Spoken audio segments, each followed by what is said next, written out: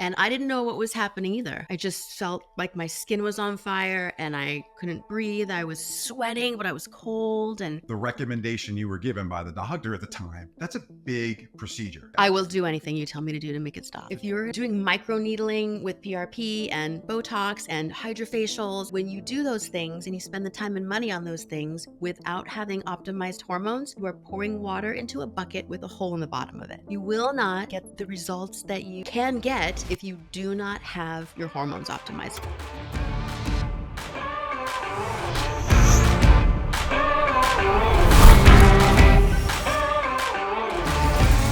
Welcome back to another episode of the Aging Backward, Growing Forward podcast. I'm your host, Eric Casaburi. And on today's episode, we have a very special guest. And I'm not just saying that because this guest happens to be my wife. I'm saying that because this guest is going to fill us with a ton of knowledge and information from experience. Today's guest is Kim Casaburi. Kim is the inspiration behind the Serotonin brand. The story we're going to share with you today is our story. It's her story. I'm hoping that the listeners here and whoever's watching this, male and or female, you'll be able to pull a couple of nuggets of information as well as actionable items to help you in your journey to health optimization. So let's get to it. Kim, thanks for joining us today. I appreciate you taking the time out of your busy life. I'm very thankful for this time because I've always told the story about how serotonin came to be. And I can't tell that story without talking about the journey that you personally had and we had in our family. Because I didn't know what I didn't know 10 years ago. Yeah, me either. And that's the whole goal of this is for us to talk a little bit about that. And I want you to share as much as you feel comfortable sharing, of course. But I think it's really important to get into the nitty gritty. And I'm going to take us back in a time capsule of my first interaction with you and understanding, holy crap, like something's happening here. And it was an aha moment. And it wasn't a good aha moment. It was a scary aha moment. It wasn't those ones we brag about. So I remember a time where we were actually visiting here, and we live here now in Orlando. Most of you know that. But we were visiting Disney. We were with the kids, and my brother's family was with us as well. And we were walking to one of the parks, and we were walking from the hotel on the sidewalk. And I remember you didn't look right. You didn't feel right. Like you had a very anxious look on your face, and I knew something was wrong. I thought you looked like you were ready to be sick, actually. And I remember saying, hey, you guys go along with the kids. We were pushing Drew in a stroller. So Drew was maybe 1 or 2 years old at the time. Okay. And I remember we went back to the hotel, and that was like the first time we had this like real deep conversation about what was happening with you. So I'm going to pause there, and I'll let you take the rest of that story because it's your story and it was happening to you. Tell us a little about your first experience, and it might be before that story for you, but that was the first time I learned about what was happening of a perimenopausal, menopausal type symptom that I knew nothing of at the time. I didn't even understand. I didn't know what the word meant. So from your point of view, tell us a little bit about what was happening. And you were probably, and we're going to talk about age here, right? So I'm 50, proud of it. Kim, can we say your age? Sure, of course. So Kim is 51. I tell everyone she looks like my daughter, Carmela's older sister, and everyone says that, as you now can see, if you're watching this and not listening. But tell us then, you were 41 probably, or 40. Mm-hmm. Like I was probably around 40, almost 41. Okay. And I didn't know what was happening either. I just felt like my skin was on fire and I couldn't breathe. I was sweating, but I was cold and was frustrated by everything everyone said to me. And it was Halloween. And we were getting all the kids ready. We have 4 kids to go to the parks at night. So we'd been out all day, and it was an exhausting day anyway, but I normally can handle that. And I just had to go back. I just was like, I can't go. I can't do it. I just went back, and I remember you gave me like an Advil or something, and I just went to bed. I didn't sleep, but I just couldn't function anymore. It lasted about maybe 3 hours or so, but I think I finally fell asleep, and the next day we started talking about it. And that was the first time. And I didn't know what it was either. We came back to New Jersey and I went and saw my gynecologist, and she said, oh, you just need to have your uterus frozen. You're starting perimenopause. Okay. So I did that. It was a painful procedure. Let's pause on that because that's a big statement you just made. Yeah. So at age 41, the recommendation you were given by the doctor at the time, because you made very light of what you just said, that's a big procedure. Like hysterectomies, freezing your uterus. This isn't like getting a shot in the arm or getting your toenail clipped.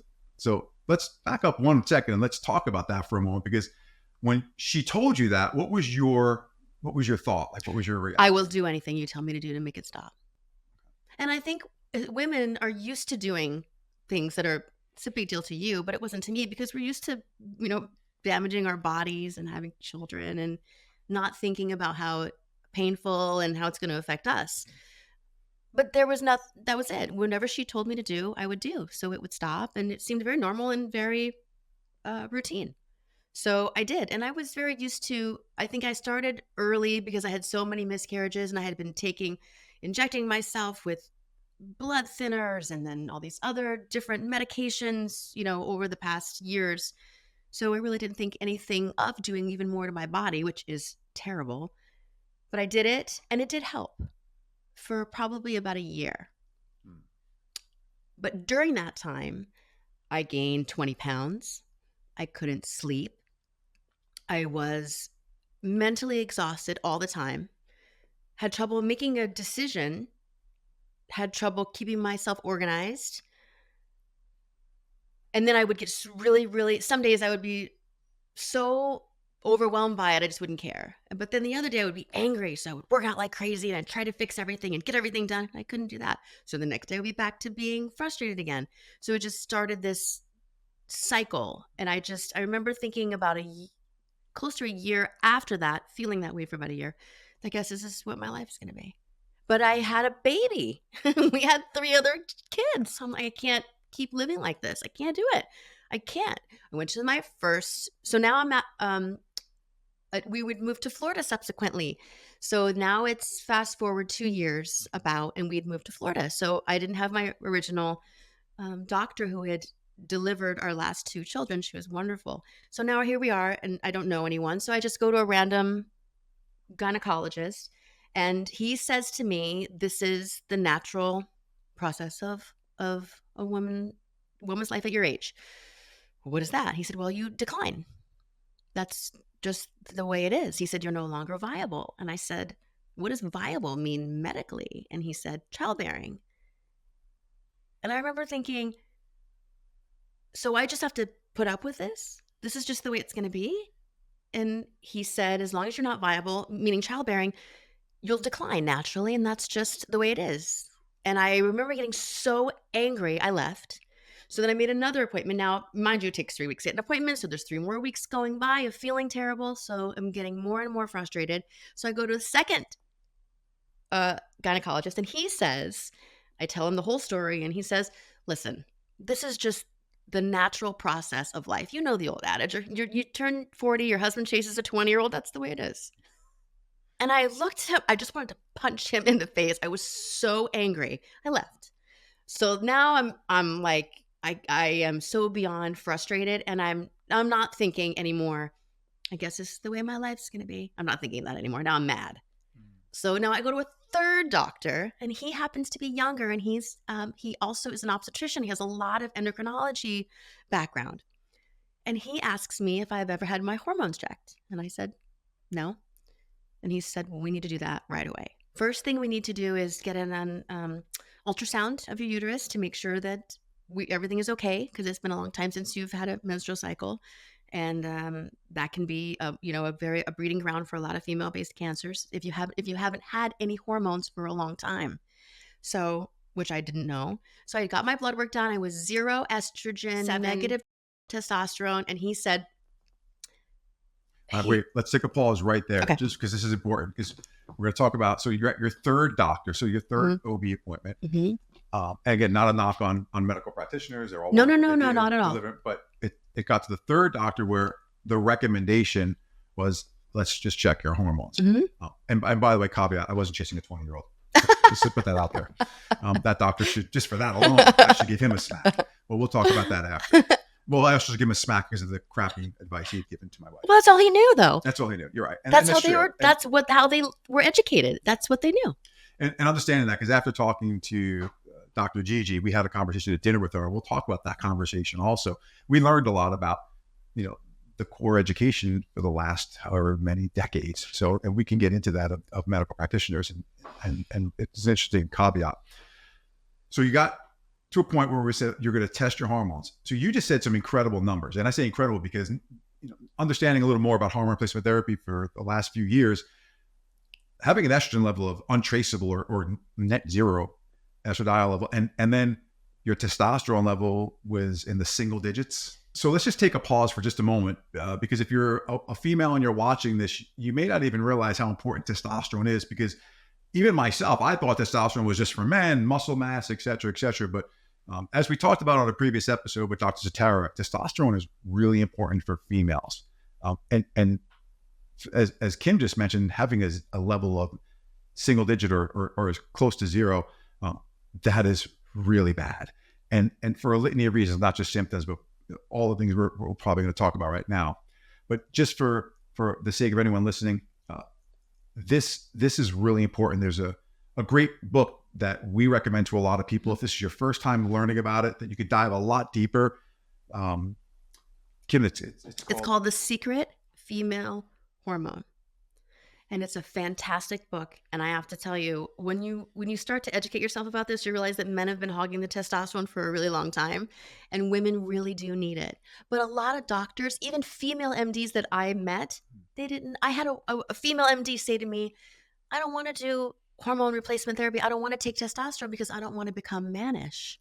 Right. And that book does a great job. So this book it's a Reg book. It's really easy to find. It's on Amazon. It's written by, I think it's Kathy Malpin, MD. She's incredible because she takes a female's perspective for hormone replacement therapy. And when I started to delve into all of this, I was reading everything I could get my hands on, and this is a great book. You don't have to sit down and read it cover to cover. You can open it up at any chapter, and you'll find something that resonates with you. And it's her personal experience. And so you can really identify with it, and it's fantastic. I've handed it out to so many women. I've given it to people in the grocery store. I gave it to somebody last night. So as strange as it may sound, we actually hand this book out all over. It's crazy. We have copies of this everywhere. You would think like we wrote the book and we're paid for this. We give it to everyone. We keep it in all of the serotonin centers as well. And it's like a library, but you don't have to return the book kind of thing. Like we leave it there. If you want to borrow it, bring it back. We don't care. It's on the coffee tables. Take it home. Keep it. Let it to your friends. It's a great educational tool. So let's continue on. So you got your testosterone and your estrogen. You got your hormone results. And then there's a lot more to that. There's other in the hormone panel. It's pretty in depth. Well, we're just going to focus on those two primaries, but there's a lot of other information in there about follicle stimulating hormone and other things that tell the proper practitioner guides them on advice. So what happened after you got your results? When the doctor came in and told me that I had absolutely zero hormones, no estrogen, no testosterone, he said, I don't know how you're functioning every day. And I was like, oh, thank God someone's listening to me. I think he held my hand and he said, are you okay? And I was like, no. And I was a mess. I was crying. He's like, I can help you. And I was so overjoyed that I said, I'll do anything. And he said, it's hormone replacement therapy. They're derived. They're bioidentical. I don't think I even knew at that point what they were derived from, and I didn't care. He said, we put it right under your skin. It dissipates into your body for over a few months' time. We're going to do your blood work and again and check. And I don't even care what he said. Everything else went silent. Right? The fact that he was just telling me that he could help me, and somebody who in a position that I respect, a medical position, was telling me they could help me rather than insulting me or dismissing me was huge to me. It was wonderful. But he was an obstetrician, so it wasn't his primary focus. So he did it. I would go in, every few months, and it was hard to get an appointment. He was very busy. They didn't follow up. It was very difficult to get blood work when I wanted it because there had to be a reason, and then for insurance to cover it, it was expensive and it was inconvenient. It was very difficult, which is why when you got your hands on it, you saw we can do this so much better. But the point is that there was something that could help me. So I got the pellet. I think I did it that day. I think I did it right then and there. And about 2 weeks, maybe 3 weeks later, I started to feel better. And everyone asks me what exactly that means. And the best way I can describe it is that my list of things to do didn't change, but the way I felt about it did. And I subsequently started losing weight.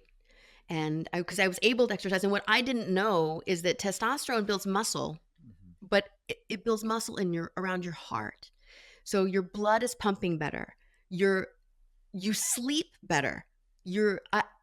Everything, your brain is just working better. So let's pause right there for a second, because everything you're saying is incredibly important bits of nuggets of information, and we'll go in the weeds a little bit. So you started your therapy, you're feeling better, and I've heard you say this before, like it's like the light switch goes back on kind of thing, and the sparkle in your eye comes back, and we've heard this from clients now over and over again. They say things like, some people say they feel like they're wearing a cape again, and then we just remind them, no, this is just how you used to feel, but it's been so long. You don't remember what it's even like to feel normal. You're just feeling normal. But we have as you know, the doctor said it to you, because I don't know how. I remember you shared that information with me. I don't know how you're even getting out of the bed in the morning. You're super highly motivated. You've been needing to do that. So forgetting, and that was your new normal, and that's what happens. And I think, and men, and happens to men as well, but mostly for women, they're so accustomed to just keep on going, just to say, well, I'll just push through this. Maybe I'll drink more caffeine, or I'll try an energy drink, or I'll try anything. Like you said, you would try anything.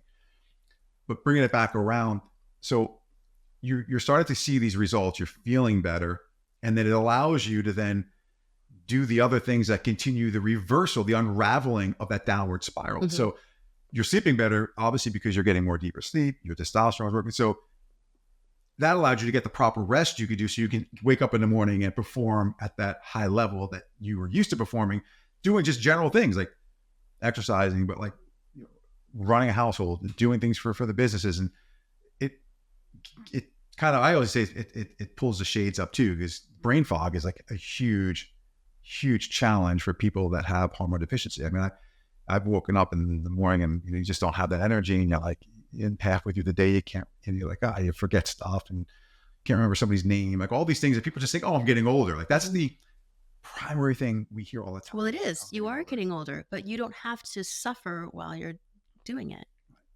And you will, you definitely forget things.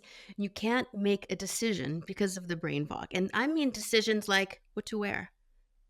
Getting up. I'm going to get up. All right, maybe I will. Maybe I'll, whatever. Like you don't care. That's the best. You feel very melancholy. And so, because sometimes when you try really hard to make a decision, get everything organized, you forget something, and then you get even more frustrated. So you say, forget it. Why even try? So it's a very defeated mindset that you have every day. And then when you have small children or forget it, and family life and your spouses, like this all becomes very real. Like all of the challenges that come along with this. So we talk about how it affects just the person, but then it's the ripple effect. I call it the ripple effect in the pond, right? You drop the pebble in the pond and all the ripples, like what's happening in the ripples. And the ripples of this, unfortunately, is it affects relationships. It affects relationships with friends, family members, coworkers, children. And again, and because we now talk about this with so many people, we hear in confidence and not in confidence that you and I have been at dinner parties. People just talk to us about crazy stuff like, oh my God, I hate my wife, I hate my husband. And we're like, well, no, you don't. You probably don't. You're probably just in a we always say, get your hormones checked. It sounds like a funny thing to say as a response to that. Because I think I shared this with you, but there are some interesting studies that are being done right now about the divorce rate linked to hormones, because it's a real thing. And I'm intrigued by this, because I think it's incredibly important that people understand that, because when you feel the way you feel, men and women, it's not anyone's fault. Like it's not in your control. Like if you could have changed something, or you don't even, people say, well, why do they feel depressed? Why do they feel anxious? Why do they feel, well, it wasn't something that you were controlling with your brain. Your brain was a function of what was available to it. So, and I know you went through very similar, and the emotional roller coaster there as well. Yeah, I think it's the divorce rate of our age, in our age group, because you can't identify with one another. Because if you tell a woman who's feeling this way that she's crazy or she's wrong, she's just gonna hate you. And also to that, libido is part of it, but that it's not just that becomes like a tertiary portion of it. It's connection, as well as, physical, but emotional connection. Everybody says that sex is a bonus. There really is the beauty and the sex part are a bonus. It's being able to, like you said, connect with people. And yeah, you're going to be, if you're not feeling well, you're not going to undress in front of your partner. You're going to make excuses to come into bed because you don't want to be in that position because you don't feel, it's not that you don't have sexual feelings. You just don't feel good about the way that you look. Or maybe you feel mad about something that they said to you that really hurt your feelings. And then you're stuck in this rut. So then you're not connecting on any level. You're not really telling them how you feel, because sometimes I know women are always second guessing themselves. Oh, maybe I'm overreacting. So women will get frustrated and then they get stuck in their own head and they're not communicating, about why they got to that point of feeling they don't want to connect with you. They don't want to talk to you and tell you how they really feel because you're going to tell them that they're crazy. And they really don't feel like having sex right now because they don't feel good about themselves. But sometimes men they don't want to hear that. They don't care about that. And I think there comes that old adage. You hit an incredible point. And men, if you're listening and whatever your relationship is with your significant other, like an empathetic ear, and it's hard to understand because I didn't know, like I had no idea what the hell was going on. And then if that creates an additional challenge, like, the is it me syndrome, and there is communication and empathy are like a very good short-term solution until you find the actual real solution, which could be something physiologically just happening. So many couples go to couples therapy. Well, they should go to couples physical therapy, like go and get your blood work done and learn something what's happening with your physiology. I think that should be standard. Any couple that goes to like couples therapy, because I think sometimes there's an underlying real thing happening that's causing this problem, and you want to solution it, you want to figure it out.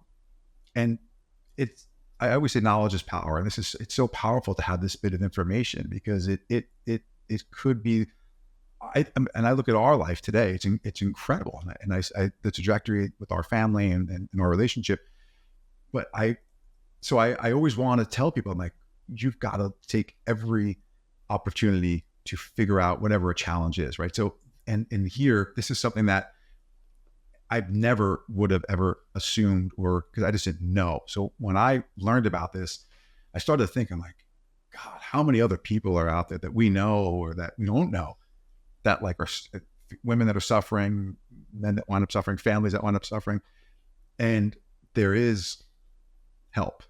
Like that was, I think, the biggest change for us is like, well, and probably for you, the first step was, oh my God, you had something that could help you. And then it was just refining it, like making it better. It needs to be followed. You need to have somebody check your blood work regularly. You need to make sure you have your pellet before you start getting what we call peaks and valleys. Get that pellet before you need it so you don't dip down, your hormone level doesn't dip down again, so you start to feel bad. You want to stay consistent with the hormone level so that your mind stays consistent, your activity stays consistent. It's very important. And a lot of times when you go to get a pellet from a doctor and it's not their primary function, you're not on the right schedule. So you need to stick with it. Yeah. So for you every, how often do you get 3 months? Every 3 months, 90 days, right? Roughly. But like 2 weeks before, you're like, I'm ready. Oh yeah, you can feel it. You get that good at like, and you have to be able to admit it too. And I think a lot of women have a problem with this because you have to say, I need this, and it's important. My needs are important. And a lot of women just don't put themselves before their partner or their children or their community or their job or their household. And you have to. And that's the biggest thing that you have to learn is to put yourself first, because you cannot take care of all these other people and all these other responsibilities if you're not taking care of yourself. And women are just programmed to not do that. I hate to get on a soapbox about it, but it's true. It's really important. I've had so many women come up to me and tell me, if I've got my serotonin shirt on there, you saved my relationship with my adult children. You saved my marriage. I had this woman tell me that she was now involved in a study about women with fatty liver disease, because now that she's on testosterone, it has completely reduced her fatty liver disease because she's got testosterone in her system. She never even knew that was a thing. Her doctor, she went to see her primary after being on the testosterone or hormone replacement therapy for how many ever months. And not only does it have all these wonderful emotional changes, but the physical as well. Let's talk about the physical, because this is a great part of the conversation. Because, and I tell everybody this, I mean, at age 51, you look incredibly better. You could do more pull-ups than most men that I know. And you're doing Pilates, 3-4 days a week. It's incredible what it allows you to do and how well it allows you to perform and do it. And beside doing all the other things you do every single day, having the energy to do that and look so physically fit, but it's also your blood work is close to impeccable at this point. I mean, your A1C, I mean, these are all other things because you're able to be active. And again, you mentioned the fatty liver disease, being active and being able to change your nutrition a little bit. And because now you're really looking good and feeling good and you're doing all of these things. So tell us how you took from when you started the therapy, you got this energy back. What was your journey then into actually health and fitness, if you will, at a higher level? I was doing cardio. I was running. I love to run. I would run around the neighborhood a little bit. And that, after I started to do the hormone replacement therapy, I was doing half marathons. And I was really enjoying it. And then I started doing strength training at home. And it was improving my posture. And everyone thinks that, this kind of thing, when you say anti-aging and aesthetics, it's about vanity and beauty, but it isn't. I really think that the fantastic sex and the beauty is a bonus. What really makes you feel great is your ability to be fit and active, not only in your body, but in your mind. Right. Those things are so much more valuable, especially to women my age, so that you can be efficient in the things that you do, and you can have a nice, long, full life that is optimized. And when I say that, I mean optimized, because if you go to get blood work, they'll say, oh, you still are producing a little bit of hormone, so you're fine. But your hormones aren't optimized. You might have some, but they're not at an optimal level. You might have enough to breathe, but it's not enough to exercise and to do all of the things that you need to do in your daily life, and to do them well. And that's really the thing that I started noticing, is I'm doing all these things, but I'm doing them better. Not when I was 20, I don't want to be 20, but when I was younger, maybe in my 30s, I was efficient and I was capable. And that really makes you feel great about yourself. That's what it is. You feel good about yourself and you feel confident, so you can do more. So let's talk a little about some of the ancillary other benefits: hair, skin, nail, like all the other things that wind up happening, collagen and elastin, because many people don't realize that skin crepiness and all of these other things that start to happen. And I remember Dr. Jacome, when I first met him, he's one of the hormone doctors that we've worked with, had told me a story when we first started talking. And he said, Eric, most men and women should start hormone replacement therapy 10 years before they think they need it. Mm-hmm. Because some of the symptoms have hit so hard, those become, hard to reverse. So there's lots of things, like you said, muscle mass comes back, and you can, the energy and all the things you mentioned, leaner body mass, getting rid of some of that visceral fat, all those really bad things, metabolic syndrome. You can really improve so many things. But, skin crepiness, things that happen, like it's much harder to fix that stuff the later that you start that. So tell us about how it affected you and your hair and your nails and your skin and stuff like that. I've been doing hydrofacials and a little bit of Botox and things for years, but I wasn't getting a very good result from it. And I say this all the time. If you're we doing microneedling with PRP and Botox and hydrofacials and all those things are necessary. But when you do those things and you spend the time and money on those things without having optimized hormones, you are pouring water into a bucket with a hole in the bottom of it. You will not get the results that you can get if you do not have your hormones optimized, because your skin is crepey and saggy. And the biggest problem is hydration, moisture. Your skin is dry. You'll have vaginal dryness. You'll have you can actually see you're ashy on your elbows. Your skin is dry. Your heels are cracked and painful. All that stuff is huge when you want to optimize the results you get from just daily beauty regimen. Just putting on your moisturizer, and then your foundation or powder is all dry by the end of the day. No, you need to have your skin hydrated. And that is really important, because that comes from hormones. That's a key. Okay. Now, thank you for sharing that, because I think a lot of people listening think it's not a one-trick pony. It's a multi-trick that happens here. And the challenges are different for everyone. I mean, it really depends on you individually. So it's not just like a one size fits all. Like some of the things that Kim and I are talking about are very specific to what happened here with her. But we've talked to people where there's similar type symptoms and challenges, but there's also additional ones. Some are there and some aren't. Some people have brain fog, some don't. Some people feel really tired, some don't. Some people just are losing muscle mass, some aren't. And it could be one. It was explained to me early on. There might be 9 or 10 challenges or symptoms of, hormone deficiency or hormone imbalance. But you may only have one of them, but that one might be so strong that it's enough for you to say, let me just go get my hormones tested. And the data doesn't lie, as we like to say, right? If it's on paper, it's telling that the truth is right there. You might only have one of them that you can see. Yeah.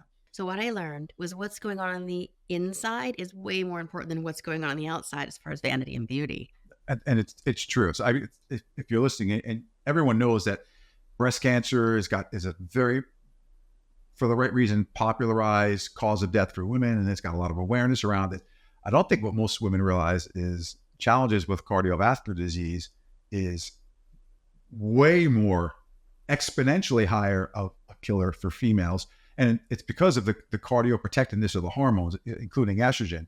So when women decline like that, they put themselves in a very precarious position that they need to fix that, because that will inevitably be a much faster and bigger challenge. Statistically speaking, this isn't like we're not guessing this. Like, we know that heart disease kills more women than breast cancer does. So then focusing and looking at the hormones is really, it's a life-saving thing to do. It's a life-extending thing to do. It's a huge misconception that estrogen causes cancer. So many times I speak to women, they say, "Oh, I don't want to do hormone replacement therapy because it's going to give me cancer. It's going to give me cancer," and that is not accurate. Well, and unfortunately, that comes from, there was a study done, the Women's Health Initiative, and I think it was 2002, and Dr. Peter T does a great job of explaining the challenges that were done with that exact study. In his book, he's got a great book called Outlive. If you haven't read that book, it's a great read. And he literally got in depth on this exact topic. And it's unfortunate because a lot of women got scared away from hormone replacement therapy to take care of themselves because of information that probably wasn't presented the best to the public. And then it became a runaway problem. So let's fast forward to today. You've been on hormone replacement therapy now for the better part of a decade.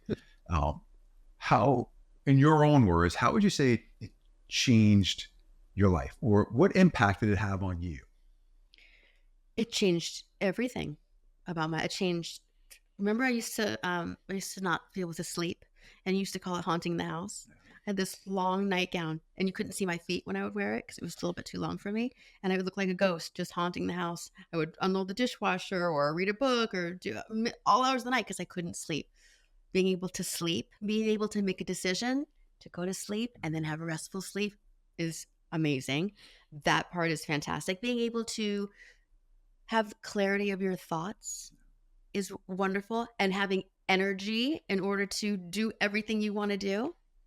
And then having confidence to decide, if I don't want to do that, I'm not going to do that either.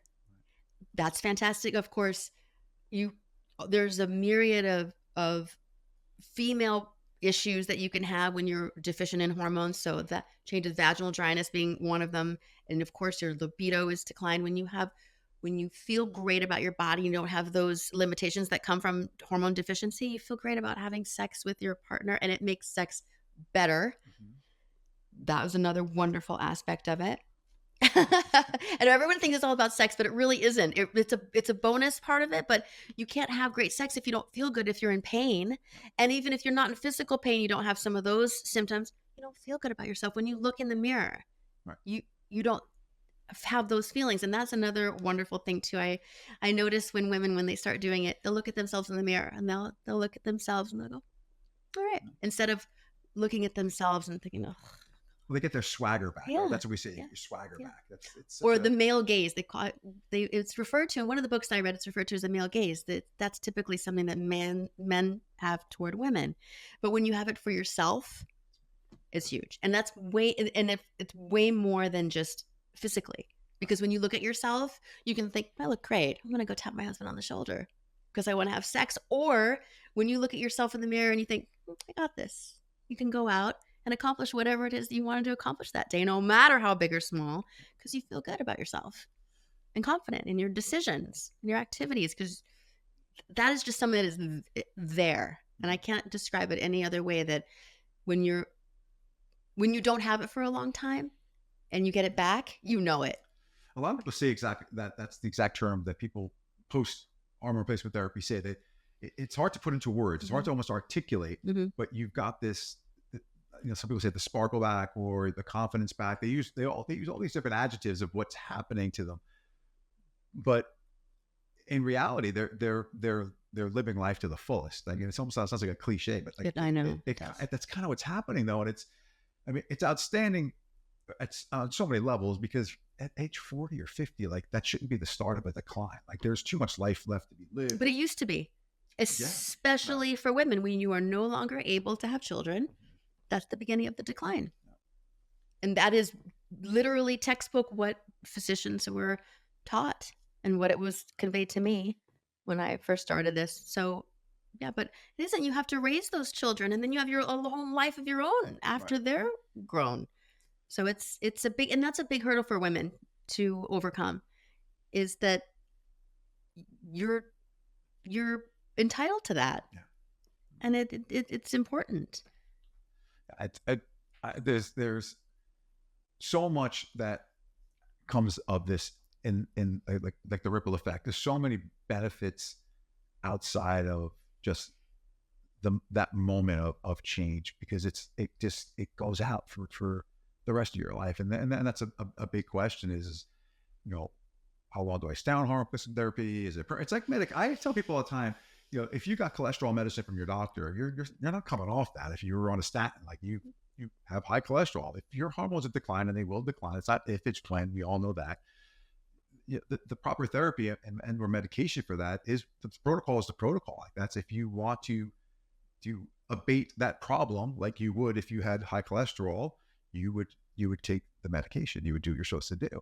And I think once that kind of settles in, and because we've been programmed a certain way, by modern day medicine, that if this then that, hormone replacement therapy is very similar. Like, once you're optimizing yourself and you've got it, and over the years, you've clearly, and because you've been educated and now you're empowered to know what to look at when you could read blood work, better than most medical practitioners, because you become educated on it, and that's really important. Like, you look at that data and you're like, oh, okay, my D3 was low, or this is here, and when you get your 90 days or you get your 6-week blood work to see what your the crescendo looks like in your hormones, like, that's really important stuff to know. It's different than and it's very important to get your annual physical and all the other stuff and all the other important things that mammograms, your pap smear, all that stuff is great. But being able to read your labs and know when there's a problem, or if your A1C is drifting up a little bit, or what to do, and then you can take an action and do, it really empowers you to control your health and optimize it. Or having the resources to know where to go if you don't know how to do that. Yeah. And providing that is priceless to me. I tell everyone, if you don't do it with us, just do it. Do it somewhere. Everywhere we go, like, you have family members. I was just at a funeral, for my uncle, and I had family members that approached me and want to talk about hormone replacement therapy, and one of them was a woman, and so I said, well, let's just talk to Kim, because you know way more about it. I was just like a kind of a bystander on that. Like, I witnessed it, but like, you were going, I can't explain it or articulate it nearly as well as you can. I gave someone the red book. I gave it to a friend last night. It's amazing. We call it the red book. So it's so well known. Like, everyone knows when we say that we're talking about the book, The Secret Hormone. I gave it to a woman in the grocery store. She was frustrated with the cashier, and I looked at her and I thought, she's overwhelmed. And I think that when you see somebody acting poorly or frustrated like that, you think, oh, what a jerk. No, she just needed her hormones checked. So I gave her the book. It's not being judgmental. It's just no, not at all. You see things and you're like, oh gosh, I think that might. Again, it's an incredible opportunity for people that are suffering from this challenge and may or may not even realize it. And I think the biggest challenge is most people can't identify. No, you won't realize it, because when you go to the doctor, they'll tell you this is normal. And even if you get blood work, they'll say your hormones are fine. But the word fine is one of the problems, because what is fine? What is the range for you? And just producing hormones is not enough. You need to have them optimized so that you can be operating at a functional level. And I think that's a good takeaway for people that are listening and watching this, is finding a place to go or a medical practitioner that is really well educated in this particular space and is empathetic and understanding to what and the options that are available, and then making the best program. Because your change wasn't just doing your hormones. There's vitamin supplements that you take every day. I do the same thing. We specific regimen, and there's ways to improve the efficacy and the outcome of everything you do. So you're not just doing one thing. I mean, there's lots of pieces to this little puzzle that make it work much better. People don't realize that just K2 D3, vitamin K2 with D3 combined is an incredible supporter for optimizing your hormones. DHEA, another supplement that you could take, is another a way. There's all kinds of things you do, and then exercise and activity that we already covered. It's these little pieces, but finding a practitioner that can put those puzzles together or the pieces together it's really important. But step one is just knowing, getting the blood work done, getting a test, getting the information, and then getting that information and sitting with the right person that can help you is that's the best takeaway I think we can offer. So before we close out the conversation, let's just cover some of the obstacles of why people won't or don't take care of this or do anything about this, even if they now know that there is a way. What's the 800-pound gorilla in the room is very obvious. I don't want my spouse to know this, or they feel embarrassed. Maybe let's talk about that for us just for a minute, just because it's important to address.